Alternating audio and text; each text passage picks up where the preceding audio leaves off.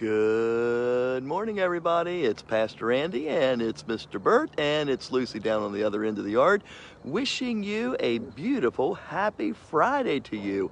It is Friday, gang. Can you believe it? One more day of hard labor, and then hopefully you got a couple days off to enjoy in wonderful sorts of ways. But you know what? It's a beautiful day out here this morning, so I hope you take hold of this day that God has made and given to you to enjoy, and I hope you enjoy it to the full.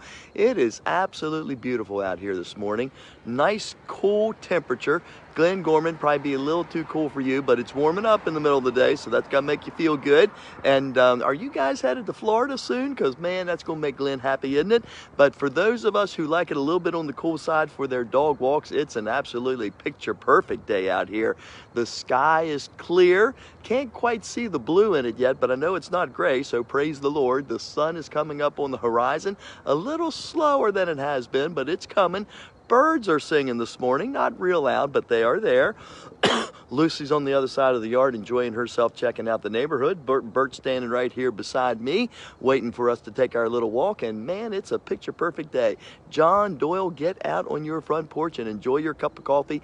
Gonna have to bundle up just a little bit this morning just because it's on the cool side, but that's okay. It's a nice cool, and it's not a bad bundle up, grabbing your cup of coffee on the front porch. Get outside, take a little walk, get some fresh air breathed down deep, deep, deep into your lungs. That's good for you.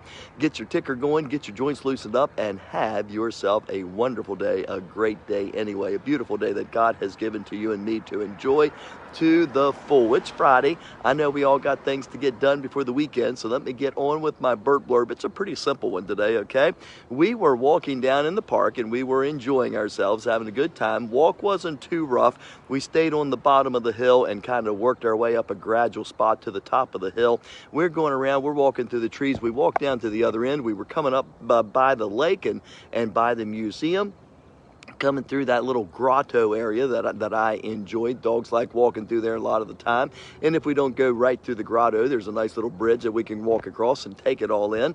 And right about there, seen squirrels all over the place on the move, getting ready for winter, right? Well, we saw one little squirrel, wasn't any bigger than all the rest of them for sure, but I am telling you, it had the biggest acorn in its mouth trucking across the yard that I have ever seen. I mean, it's like this acorn seemed to be like the size of this squirrel's head, you know? You know how most of the time you're like, oh, what's that squirrel got in its mouth? Oh, I guess it's an acorn. That makes sense. This was like, no doubt about it. Look at that squirrel with that acorn. That thing is huge.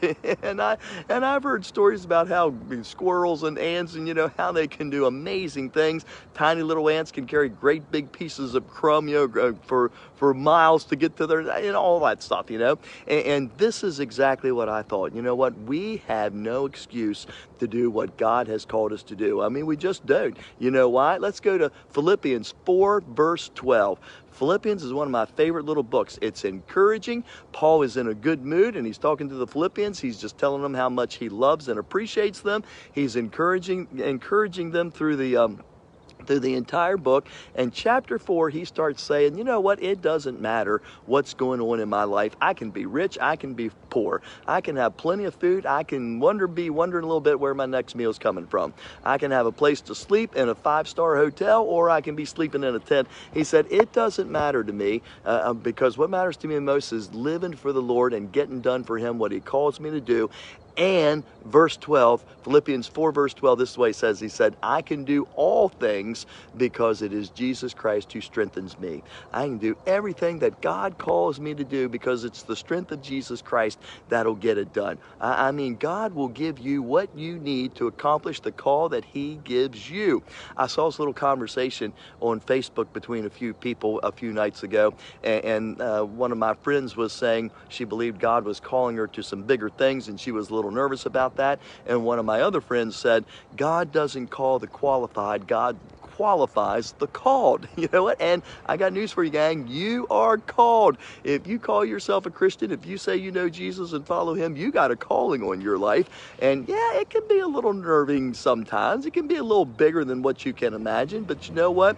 Paul said, no excuse when God calls you to whatever it is, because he will give you the strength, the wisdom, the the energy, the go-getter done attitude. He'll give you everything you need to get it done. I can do all things through Christ who strengthens me. I want you to take hold of that verse today, Philippians 4, verse 12. I want you to just get it in your head, okay? And if God calls you to walk across the street to chat with the neighbor that you can't hardly stand, I can do all things through Christ who strengthens me. If God calls you to a brand new ministry, you're not quite sure how you're going to put it together, I can do all things through Christ who strengthens me. If God calls you to go across the other side of the world to be a missionary and you're not quite sure about the whole thing, I can do all things through Christ who strengthens me. If God calls you to sit down and take more time to read your word and pray, and you're not quite sure how you're going to fit it in the schedule, I can do all things through Christ who strengthens me. You know what? When we take up that attitude and we actually follow it out, I tell you what that's going to give you, a great day anyway. Right, Burt?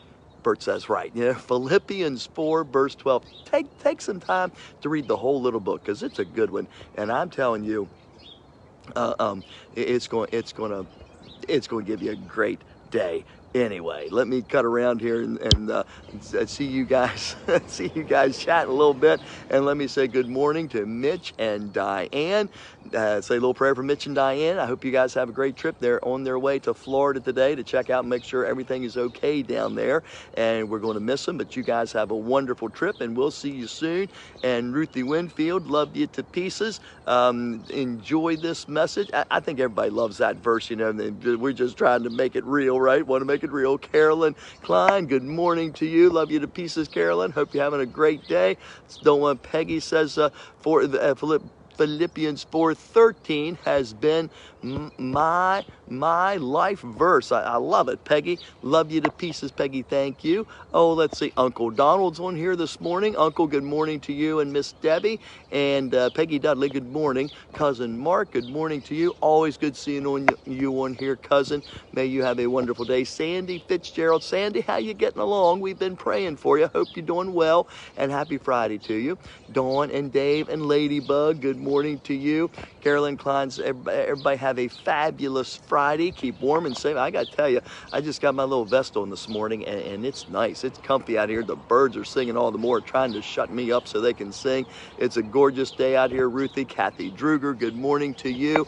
And anyone else who joins us, good morning. It's good having you on here. Philippians 4, verse 12 and 13. And check it out. Check out the whole little book. It's a good one. And hey, grab hold of it in your heart. Let it be your life verse. That's what Peggy says. And have yourself a great day. Anyway, there's the sun coming up. It's getting pretty out there. And there's Mr. Burt saying, good morning. Have yourself a great day anyway, in his own little way. I love you. Thanks for being here. I'll see you next time.